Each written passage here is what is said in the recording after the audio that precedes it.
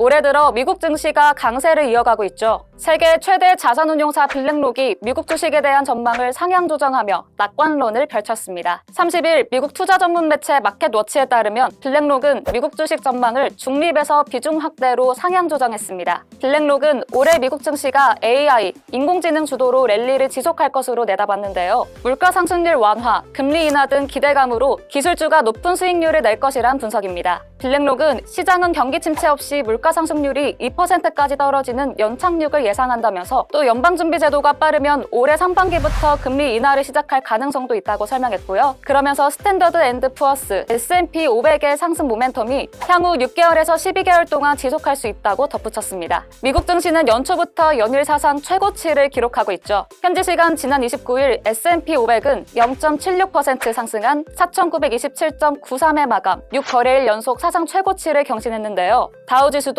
0.59% 오른 38,333.45의 거래를 마치며 3거래일 연속 사상 최고치 기록했습니다. 다만 올해 말에는 상황이 다시 달라질 수도 있는 만큼 불확실성은 여전하고 투자할 때 민첩함은 잊지 말아야겠죠? 올해 AI가 주도하는 미국 증시에 대해 자세한 내용은 한양대학교 이정환 교수에게 물어봤습니다.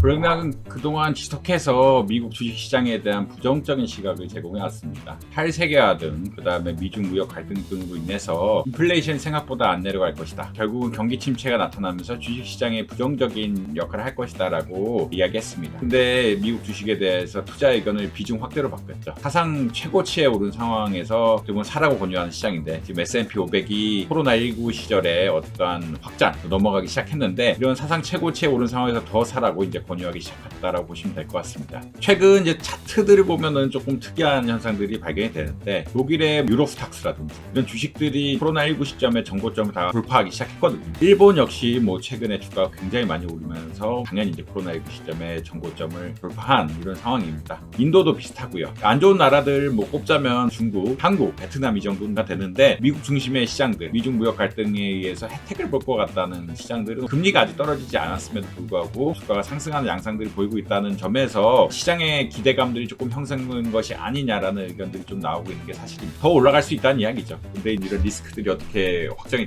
되느냐라는 것도 중요하긴 할 텐데 차트만 보면은 기존의 정고점들 뚫고 가고 이 정고점을 뚫고 가는 모멘텀들이 금리가 높은 상태에서 왔기 때문에 조금 더 올라갈 수 있지 않을까라고 보시면 될 것 같습니다. 블랙록은 기존의 미국 전반적인 주식 전망은 중립이었고요. 기본 벤치마크에서는 비중을 축소하고 AI 테마에서는 비중을 확대했는데 이제 인플레이션이 좀 추가로 계속 하락하고 있고 연준이 금리가 인하하기 시작할 것이라는 기대도 있고 아무래도 AI 주식이 시장을 끌어가는 힘이 생각보다 크다라는 의견들이 있기 때문에 이런 AI 주식 자체가 미국의 전반적인 랠리를 견인할 수도 있다라고 아마 보시면 될 것 같습니다. 특히나 이제 실적 잠재력이 높은 AI 관련주라든지 뭐 일본 주식 같은 것도 좀 권한다는 입장으로 나오고 있는데 미국이 생각보다는 경기가 덜 불황으로 갈 것 같다. 그리고 AI 시장의 확대가 생각보다 더 거세서 다른 테마들까지 끌고 갈 수 있을 만한 영향이 있는 것 같다. 뭐 이에 따라서 유럽이라든지 일본이라든지 인도 같은 다른 각국의 동향들이 정고점들 돌파하면서 새로운 모습들이 보이고 있다. 우리들만 아니죠. 중국하고 우리 베트남 이런 데도 좀 안 좋은 모습을 보이고 있는데 미국 중심의 어떤 번역에서는 생각보다 주식시장이 좋게 나오고 있고 금리가 떨어지기 전에 이런 것들이 이미 나오고 있어서 시장에 긍정적인 역할을 할 수 있다. 그런 메시지를 주고 있는 것 같습니다. 그럼에도 불구하고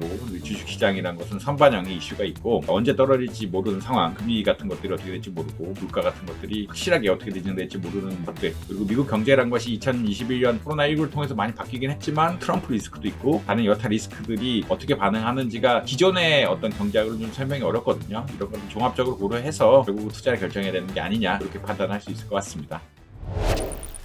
오늘 더구로에서 준비한 소식 어떠셨나요? 더 자세한 내용이 궁금하시다면 더구로 홈페이지와 유튜브 구독을 통해 만나보시기 바랍니다.